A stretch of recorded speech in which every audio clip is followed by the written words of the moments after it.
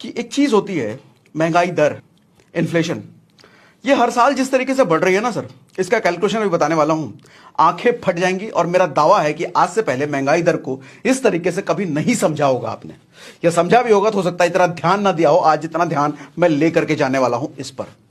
इसकी वजह से होने वाला क्या है कि आज जो लोग सिर्फ एक इनकम सोर्स पर डिपेंडेंट है ना, या नौकरी की इनकम पर डिपेंडेंट है, कल वो फ्रस्ट्रेट होने वाला है सर। कल वो जिंदगी उनका गर्त में जाने वाला है।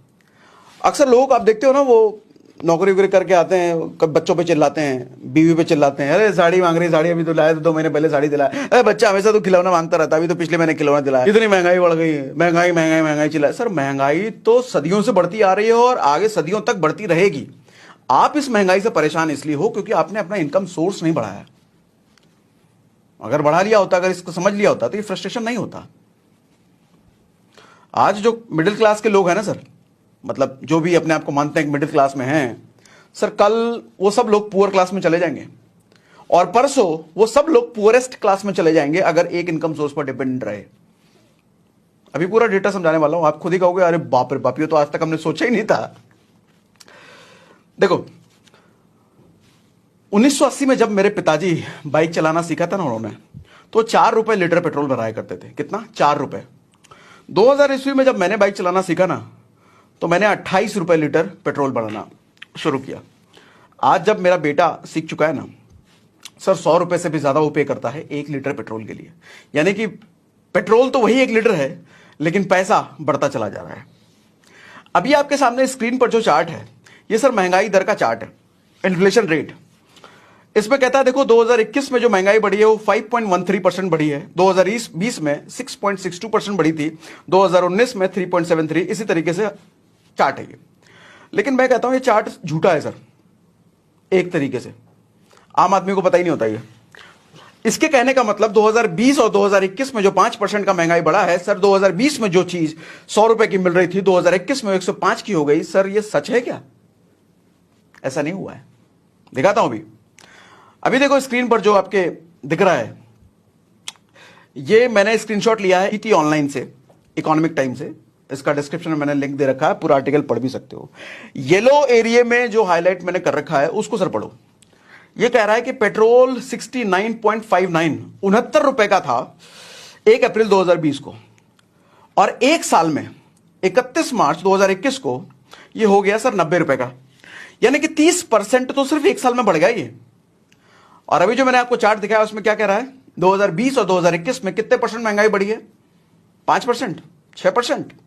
सर पेट्रोल तो यहां 30% बढ़ रहा है और तुम कह रहे हो कि महंगाई सिर्फ 5% बढ़ी है। कितनी सच्चाई है इसमें? अभी और देखो, दिखाता हूं सर। ये देखो आपके सामने जो स्क्रीन पर है, ये कह रहा है इंडिया में मेडिकल इन्फ्लेशन, यानी कि हेल्थ सेक्टर में जो महंगाई बढ़ी है वो 14% इंडिया में, चाइना में 12%, इंडोनेशिया में 10%। इसका मतलब जो हेल्थ सेक्टर में सर, आज अगर किसी का मेडिकल एक्सपेंसेस 1 लाख रुपए है किसी तरीके से, हॉस्पिटल खर्चा, दवाई दारू का खर्चा, तो अगले साल उतने ही चीजें खरीदने के लिए सर अगले साल 1,14,000 पे करेगा वो। या हो सकता है कि पिछले साल अगर 1 लाख पे किया होता तो इस साल 1,14,000। मेडिकल एक्सपेंसेस में क्या चीजें आती हैं? दवाइयों का खर्चा होता है, हॉस्पिटल ऑपरेशन हो गया, या हॉस्पिटल के दूसरे खर्चे वर्चे हो गए, डॉक्टर के फीस हो गए, बच्चों के वैक्सीनेशन वगैरह वो हम कराते हैं, वो सब हो गया, medical test, X-ray, ECG, PCR, वो सब चीजें हो गई, मेडिकल इंश्योरेंस का प्रीमियम हो गया, वो सब चीजें हेल्थ सेक्टर में मेडिकल रिलेटेड चीजें हैं। उसमें सर 14% की महंगाई दर बढ़ी है। हमने कितना देखा? और ये लेटेस्ट है, ये रिसेंट है। हमने क्या देखा? 5%, 6%। और रुको और बताता हूं सर, एफएमसीजी भी जरा देख लो। एफएमसीजी मतलब बेसिक नीड की, बेसिक जरूरतों का सामान, चावल, दाल, आटा, गेहूं, वो सब। ये भी इकोनॉमिक टाइम्स का कटिंग है, इसका भी लिंक मैंने डिस्क्रिप्शन में दे रखा है, पूरा पढ़ना होगा तो पढ़ लेना। सर ब्लैक कलर में मैंने हाईलाइट जो कर रखा है, इसमें देखो जरा, oil and fats had 16% increase in wholesale price. Wholesale में 13% बढ़ा है सर। ऑयल जो कि हम खाना वाना बनता है घर में हमारे, 13% होलसेल में, रिटेल में तो ज्यादा भी बढ़ा हो सकता है। सर 10.5% का इंक्रीज है व्हीट में, गेहूं में, जो हर हिंदुस्तानी के घर की बेसिक जरूरत है, गेहूं, रोटी बनती है। सर साबुन में बढ़ गया है 9%। सर ब्रेड, बिस्किट जो कि हर घर में जाता ही जाता है, 9.5% बढ़ गया है। तो मैं कैसे मान लू 5%, 6% बढ़ा है महंगाई? सर वो तो दिखाने के लिए डेटा हो गया ना सिर्फ। असल में तो मैं 10% से भी ज्यादा दिख रहा हूं। बेसिक चीजों में अगर मैं 10% मान लूं तो देखो, दरअसल वो डेटा झूठ नहीं है, वो डेटा सच है, लेकिन वो डेटा एवरेज निकाल करके दिया जाता है। अब मान लो भारत में 100 अलग अलग तरह की चीजें मिलती हैं, तो 100 अलग अलग चीजों पर किसी पे 3% बढ़ा होगा, किसी पे 5%, किसी पे 20%, किसी पे 50% बढ़ गया, तो सबको औसत मिला करके उसने निकाल दिया 5%, 6%। लेकिन उस 100 में से 90 चीजों की मेरे को जरूरत ही नहीं है, तो उन चीजों का औसत मैं अपनी चीजों में क्यों कैलकुलेट करूं? मेरे को 9 चीज की जरूरत है, बेसिक चीजों की जरूरत है, पेट्रोल डीजल की जरूरत है, मेडिकल चीजों की जरूरत है, उसमें तो ज्यादा से ज्यादा बड़ा है, तो मैं तो उसी का काउंट करूंगा। तो मैं इन 2-3 चीजों को मिला करके जो मैं देख पा रहा हूं, कम से कम 10% महंगाई दर तो हर साल बढ़ रही है, कम से कम, वो भी जो रियल डेटा मैं आपको दिखा रहा हूं। किताबी डेटा अलग है, वो 5%, 6% ही है, लेकिन रियल तो 10% से भी ऊपर है। एक चीज समझो सर, आपकी सैलरी 10% के हिसाब से हर साल बढ़ रही है क्या? अगर 10% के हिसाब से हर साल आपकी सैलरी नहीं बढ़ रही है, तो कल को आपको नहीं लगता आप फ्रस्ट्रेट होने वाले हो? कल को आपका गुस्सा, मेंटल डिप्रेशन, स्ट्रेस, ये सब बढ़ने वाला है, और ये सब गुस्सा आपके परिवार पे निकलेगा, आपके रिश्तों पे निकलेगा, आपकी जिंदगी पे निकलेगा, आपके करियर पे निकलेगा। तो आपका जिंदगी, आपको नहीं लगता खराब होने वाला है आगे चल के, अगर आप एक इनकम सोर्स पर डिपेंडेंट हो? वो इनकम सोर्स कुछ भी हो सकता है, और ये इन्फ्लेशन कंपाउंडेड होता है सर। कंपाउंडेड का मतलब देखो, समझाता हूं। अभी जो स्क्रीनशॉट आपके सामने है, ये गूगल का स्क्रीनशॉट है। गूगल पे आप लिखना ऑनलाइन कैलकुलेटर, यही खुल के आएगा। मैंने क्या करा, मैंने मान लिया कि 20,000 रुपए अभी आपका बेसिक घर का खर्चा है, 20,000 रुपए, और उस 20,000 पर मैंने 10% इन्फ्लेशन ऐड किया इस साल का, फिर एक और 10% ऐड किया अगले साल का, फिर एक और 10% किया उससे भी अगले साल का। ऐसे 5 साल तक हर साल मैंने 10-10% ऐड करता चला गया। सर 5 साल बाद यह निकल के आता है 32,210 रुपए। यानी कि आज जितना सामान, जो सामान खरीदने के लिए आप 20,000 रुपए पे कर रहे हो ना सर, उतना वही सामान खरीदने के लिए 5 साल बाद आपको 32,000 रुपए पे करना पड़ेगा। और अभी देखो अगला स्क्रीनशॉट, मैंने अगला 5 साल इसमें ऐड और कर दिया है। यानी कि अभी से लेकर 10 साल बाद सर 10-10% जब हर साल मैंने ऐड किया, तो निकल के आ रहा है सर 51,000 रुपए। यानी कि 50,000 रुपए से ज्यादा आज जो सामान खरीदने के लिए आपको 20,000 रुपए पे करना पड़ रहा है सर, उतना ही सामान खरीदने के लिए, चावल, दाल, आटा, पेट्रोल, डीजल खरीदने के लिए अगर 20,000 में आज हो रहा है, तो सर 10 साल बाद 51,000 रुपए पे करना पड़ेगा। आपको लगता है कि आज जो सैलरी आपकी है सर, 100% की ग्रोथ आप अगले 10 साल में ले लोगे?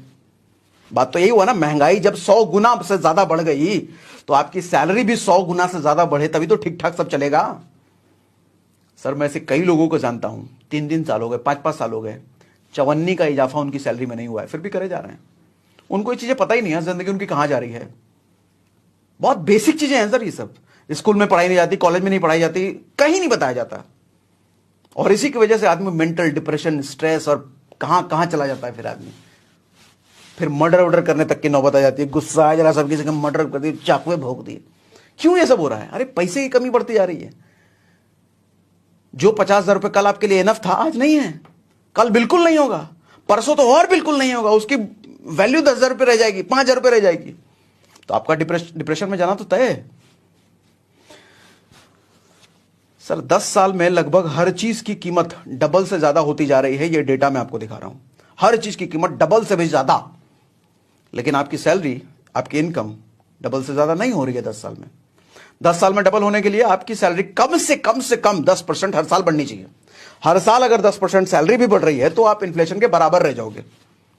हर साल अगर 10% है, तो वो भी पेट्रोल को तो नहीं बीट कर पाओगे, तो 30% जा रहा है पेट्रोल। तो आज अगर आपको महंगा लग रहा है, 1 लीटर बहुत महंगा पेट्रोल, तो कल तो आपको खून, किडनी बेच करके पेट्रोल बनाने की नौबत पड़ जाएगी। फिर अगर एक ही इनकम सोर्स, एक ही सैलरी पे डिपेंडेंट हो तो।